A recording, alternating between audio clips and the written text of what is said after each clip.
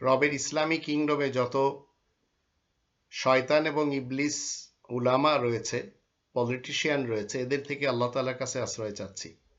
সম্মানিত দর্শকবৃন্দ, আপনাদের সকলকে জানাই আসসালামু আলাইকুম ওয়া রাহমাতুল্লাহ। তাওরাত,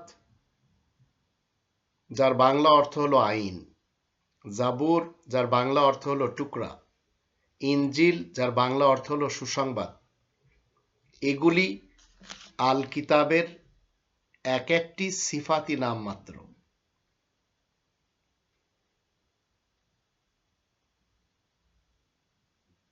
এই আল কিতাব হচ্ছে আসল নাম।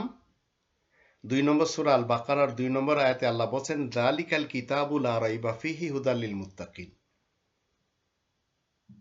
এটি সেই গ্রন্থ, লিখিত আকারে আল্লাহ তাআলা দিয়েছেন, যার ভিতরে কোনো ডাউট নেই, সন্দেহ নেই। 2 নম্বর সূরা আল বাকারার 185 নম্বর আয়াতের মধ্যে বলা হচ্ছে, এটি হচ্ছে গাইডেন্স ফর ম্যানকাইন্ড, প্রত্যেকটি মানুষের জন্য গাইড বুক, হুদাল লিন্নাস।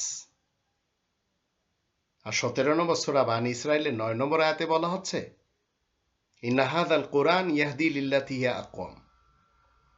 এটি ক্লিয়ার প্রুফ ফর গাইডেন্স, হিদায়াতের জন্য সবচেয়ে উত্তম গ্রন্থ হচ্ছে এই একটি, ইন্না হাযাল কুরআন ইয়াহদি লিল্লাতি হিয়া আকওয়াম। আর এর ভিতরে রয়েছে আল ইয়াউমা আকমালতু লাকুম দীনাকুম। 5 নম্বর সূরা আল মাইদা 3 নম্বর আয়াত মতে কমপ্লিট কোড অফ লাইফ। অন্য কোনো গ্রন্থের দিকে যেতে হবে না। আর এটি হচ্ছে সত্য এবং মিথ্যার মাঝে পার্থক্যকারী মানদণ্ড। আল ফুরকান, 25 নম্বর সূরা আল ফুরকানের প্রথম আয়াত, তাবারাকাল্লাযী নাজ্জালা আল ফুরকান আলা আবদিহি। বাবরকত সেই সত্তা যিনি নিজ বান্দার উপরে এই ফুরকান নাজিল করেছেন। এটি হচ্ছে criterion between wrong and right. 16 নম্বর সূরা আন-নাহল এর 69 নম্বর আয়াতে বলা হচ্ছে, এটি হচ্ছে ক্লারিফিকেশন এবং এক্সপ্লেনিং করার গ্রন্থ। আর 17 নম্বর সূরা বানী ইসরাইলের 89 নম্বর আয়াতে বলা হচ্ছে, এটি হচ্ছে প্রত্যেকটি দরকারি জিনিসের এক্সাম্পল দেয়, উদাহরণ দেয়, তাও ক্লিয়ার ভাবে। 6 নম্বর সূরা আল আনআমের 114 নম্বর আয়াতে বলা হচ্ছে, এটি ডিটেলস একটি গ্রন্থ, আপনার যা দরকার পাবেন এর ভিতরে, যা দরকার না সেটি তো দরকারই না, সেটি কেন খুঁজবেন এর ভিতরে। আর 4 নম্বর সূরা আন-নিসার 82 নম্বর আয়াত মতে, আফালা ইয়াতাদাব্বারুন আল কুরআন ওয়ালাউ কানা মিন ইনদি গায়রিল্লাহি লাওয়াজাদু ফি ইখতিলাফান কাসীরা। মানুষেরা এই পঠিত গ্রন্থ নিয়ে কেন গবেষণা করবে না? এ যদি আল্লাহ ছাড়া অন্য কারোর কাছ থেকে আসতো তাহলে এর ভিতরে অনেক মতবিরোধ দেখতে পেতে। তো কন্ট্রাডিক্টরি নেই, এর ভিতরে কোনো স্টেটমেন্ট এমন নেই যার ভিতরে কন্ট্রাডিক্টরি রয়েছে, কোনো ধরনের মতবিরোধ নেই। তো এর ভিতরে যত আইনের কথা রয়েছে, আদেশ নিষেধ, সেটি হচ্ছে আত-তাওরাত। আর আজ-জাবুর বিশেষ টুকরা, এর ভিতরে 6348টি টুকরা রয়েছে। আর ইনজিল বিশেষ সুসংবাদ, এই কাজ করলে এই পাওয়া যাবে, এই কাজ করলে এই পাওয়া যাবে, ভালো কাজ করলে জান্নাত পাওয়া যাবে, যত সুসংবাদ সব এর ভিতরে রয়েছে।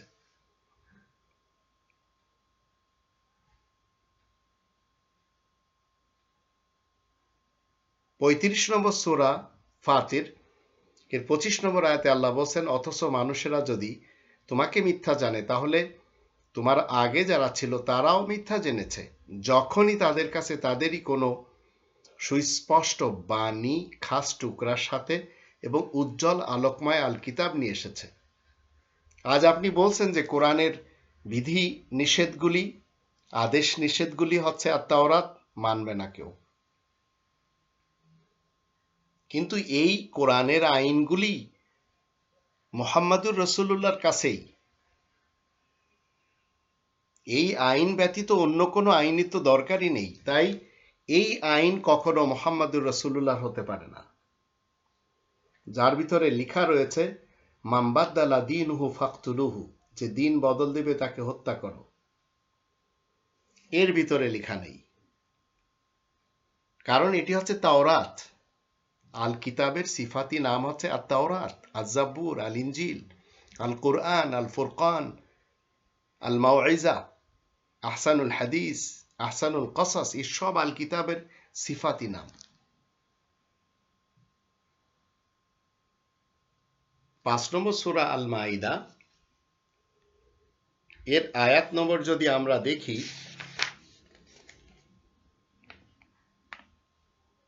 ৪৩ এবং ৪৪-এর মধ্যে আল্লাহ বলছেন ওয়াকাইফা ইউহাক্কিমুনাকা ওয়া ইনদাহুমুত তাওরাতু ফিহা হুকমুল্লাহ। মানুষেরা তোমাকে দিয়ে বিচার করাবে কেমন করে, যেমন যখন তাদের কাছে বিশেষ আইন আর তাওরাত রয়েছে। বিশেষ আইন আর তাওরাতে কি রয়েছে? বিশেষ আইন বিদ্যমান রয়েছে। ফিহা হুকমুল্লাহ, যার ভিতরে আল্লাহ তাআলার হুকুম রয়েছে, আদেশ নিষেধ। তাই ৪৪ নম্বর আয়াতের মধ্যে বলা হচ্ছে ইন্না আনজালনা তাওরাতা ফিহা হুদাম ওয়া নূর। আমি তো তাওরাত, এই বিশেষ আইন নাজিল করেছি, তাতে সঠিক পথের বিবরণ ও আলো মজুদ রয়েছে। ইয়াহকুমু বিহান নাবিয়ুন, এই তাওরাত মতে, তাওরাত এক বচন, নাবিয়ুন বহু বচন, সকল নবীরা এই তাওরাত মতে বিচার কার্য করে থাকেন। একজন নবী বাদ নেই, ইনক্লুড মুহাম্মাদুর রাসূলুল্লাহ। কিন্তু যারা ১৪০০ বছর পূর্বের মুহাম্মদ ইবনে আবদুল্লাহ ইবনে আব্দুল মুত্তালিবের নামে এই সব গ্রন্থ মেনে চলেছে, তারা এই তাওরাতের আইনকে বাদ দিয়ে নিজের আইন তৈরি করে নিয়েছে, আর সেই আইনের উপরে তারা আজ উপবিষ্ট রয়েছে। তারাই বলছে এর ভিতরে কোথাও লেখা নেই রাসূল ৫৭টি যুদ্ধ করেছেন, কিন্তু এখানে লেখা রয়েছে। এর ভিতরে কোথাও লেখা নেই আখরিজুল ইহুদ মিন জাজিরাতিল আরব, এখানে লেখা রয়েছে। তো আত-তাওরাত মানে বিশেষ আইন। তাওরাতের ভিতরে রয়েছে কি? ফিহা হুকমুল্লাহ। আর এই হুকুম যে আয়াতগুলি দেয়, আদেশ এবং নিষেধ যে আয়াতগুলি করে, সেইগুলি হচ্ছে এই কিতাবের, এই কনস্টিটিউশনের মা। আসুন আমরা একটু দেখে নিই ৩ নম্বর সূরা আল ইমরান এর ৭ নম্বর আয়াতে হুয়াল্লাযী আনজালা আলাইকাল কিতাবা মিনহু আয়াতুম মুহকামাত হুন্না উম্মুল কিতাব ও উখারু মুতাশাবিহাত। তিনি তোমার কাছে লিখিত আল কিতাব নাজিল করেছেন, তার এক অংশ হচ্ছে আদেশসূচক আয়াত মুহকামাত, ইয়াহকুমু বিহান নাবিয়ুন। তো এই মুহকামাত, এটি হচ্ছে আত-তাওরাত। হুন্না উম্মুল কিতাব, এই আল কিতাবের আসল হচ্ছে আত-তাওরাত। এই আত-তাওরাত যদি কোরআন থেকে আপনারা দেখতে চান, তখন আপনারা এক এক করে দেখতে পাবেন যারা জিনা ব্যভিচারে ধরা খায় তাদেরকে ১০০ চাবুক মারতে হয়। এটি হচ্ছে আত-তাওরাতের আইন। ২৪ নম্বর সূরা আন-নূর এর ২ নম্বর আয়াত তার প্রমাণ। যারা সমকামিতা করে তাদেরকে শাস্তি দিতে হয়। ৪ নম্বর সূরা আন-নিসা এর ১৬ নম্বর আয়াত তার প্রমাণ। ওয়াল্লাযানি ইয়াতিয়ানিহা মিনকুম ফাযুহুমা। আর জিনাকারী এবং জিনাকারিনীকে ১০০ বেত্রাঘাত করতে হয়। আল্লাহ বলছেন ২৪ নম্বর সূরা নূর এর ২ নম্বর আয়াতে আয-যানিয়াতু ওয়ায-যানি ফাজলিদু কুল্লা ওয়াহিদিম মিনহুমা মিআতা জালদা। আবার যারা চুরি করে তাদের চোরের চুরির হাতকে কেটে দিতে হয়। 5 নম্বর সূরা আল মাইদার 38 নম্বর আয়াতে বলা হচ্ছে ওয়াসারিকু ওয়াসারিকাতু ফাকতাউ আইদিয়াহুমা। আবার যদি কেউ কারোর দাঁত ভেঙে দেয়, কেউ কারোর কোনো ধরনের জখম করে, ঠিক সেই জখমের বদলা তদ্রূপ। আবার কেউ যদি কাউকে হত্যা করে তারও বিধান রয়েছে 5 নম্বর সূরা আল মাইদার 45 নম্বর আয়াতে। এগুলি সব আত-তাওরাত, কিসাসের বিধান রয়েছে 2 নম্বর সূরা আল বাকারার 178 179 আয়াত দুটিতে। এগুলি আত-তাওরাত হুন্না উম্মুল কিতাব, এগুলি হচ্ছে কিতাবের মা। তো প্রত্যেকটি নবী এবং রাসূল ইয়াহকুমু বিহা নাবিয়ুন, এই তাওরাত মতে ফয়সালা দিয়ে থাকেন।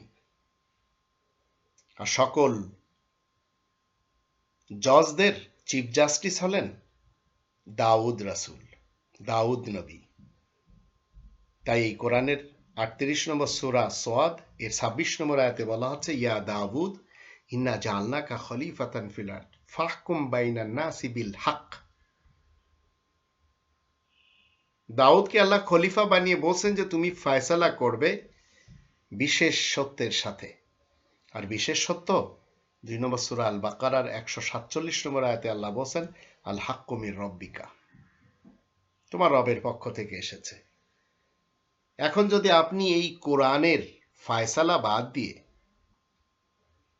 আর তাওরাতের ফয়সালা বাদ দিয়ে মানুষের লেখা, মানুষের বানানো গণতন্ত্রের, রাজতন্ত্রের, সমাজতন্ত্রের, মোল্লাতন্ত্রের ফয়সালা দেন, তাহলে 3টি আয়াতে 3টি ডিগ্রি দেওয়া হচ্ছে। 5 নম্বর সূরা আল মাইদার 44 নম্বর আয়াতের শেষে বলা হচ্ছে ওয়ামাল্লাম ইয়াহকুম বিমা আনজালাল্লাহ ফাউলাইকা হুমুল কাফিরুন। আল্লাহ তাআলার নাজিল করা এই বিধান মতে যারা ফয়সালা দিবে না, এমন ধারা বিচারকেরা কাফের। আর 45 নম্বর আয়াতের শেষে বলা হচ্ছে ওয়ামাল্লাম ইয়াহকুম বিমা আনজালাল্লাহ ফাউলাইকা হুমুজ জালিমুন। যারা আল্লাহ তাআলার এই বিধান মতে, নাজিল করা বিধান মতে বিচার কার্য সম্পাদন করবে না, এমন ধারা জজদেরকে আল্লাহ বলছেন এরা হচ্ছে জালিম। আর 47 নম্বর আয়াতের শেষে বলা হচ্ছে ওয়ামাল্লাম ইয়াহকুম বিমা আনজালাল্লাহ ফাউলাইকা হুমুল ফাসিকুন। এই বিধান মতে যে সমস্ত জজেরা ফয়সালা দিবে না, তাদেরকে আল্লাহ বলছেন এরা লিবারাল জজ, আজাদ খেয়ালের জজ, এরা ফাসেক জজ। তো এই আল কিতাবের বিশেষ একটি নাম হচ্ছে আত-তাওরাত, আইনের গ্রন্থ, আজ-জাবুর, বিশেষ টুকরার গ্রন্থ, আল ইনজিল, বিশেষ সুসংবাদের গ্রন্থ। এগুলি সব আল কিতাবের এক একটি সিফাতি নাম মাত্র। এখানে মিসগাইড হচ্ছে অনেক লোকেরা। ইবলিস এবং শয়তান সিফাতের কিছু মানুষ তারা বলে যাচ্ছে এই গ্রন্থের পূর্বেও কোনো গ্রন্থ ছিল, কিন্তু এই গ্রন্থ চ্যালেঞ্জ করে ওই সমস্ত ইবলিস এবং শয়তান মানুষদেরকে যারা বলে এই গ্রন্থের পূর্বেও কোনো গ্রন্থ ছিল। 46 নম্বর সূরা আল আহকাফের 4 নম্বর আয়াতে, এই আয়াতের শেষে বলা আছে ইতুনি বি কিতাবি মিন ক্বাবলি হাযা, তোমরা এনে দেখাও এই কিতাবের সাথে, এই কিতাবের পূর্বে অন্য কোনো কিতাবের সাথে এনে দেখাও। আও আসারাতি মিন ইলমিন, অথবা জ্ঞানের কোনো উৎস, ইন কুনতুম সাদিকিন, যদি তোমরা সত্য বলো। এখন ইহুদি খ্রিস্টান সমাজ কি বলছে? তারা বলছে যে এই বাইবেল এটি হচ্ছে কোরআনের পূর্বেকার গ্রন্থ, কিন্তু এই বাইবেলে কোথাও লেখা নেই যে আমি কোরআনের পূর্বেকার গ্রন্থ।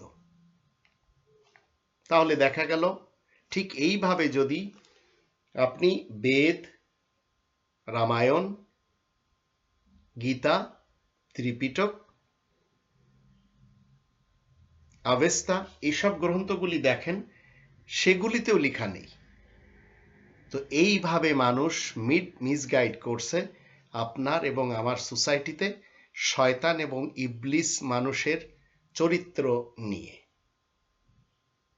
তাই আসুন এদেরকে প্রতিরোধ করার জন্য আমরা কোরআনের সাথে নিজেদেরকে সম্পৃক্ততা ঘোষণা করি, তাহলে আমরা পথভ্রষ্ট থেকে বেঁচে যাব।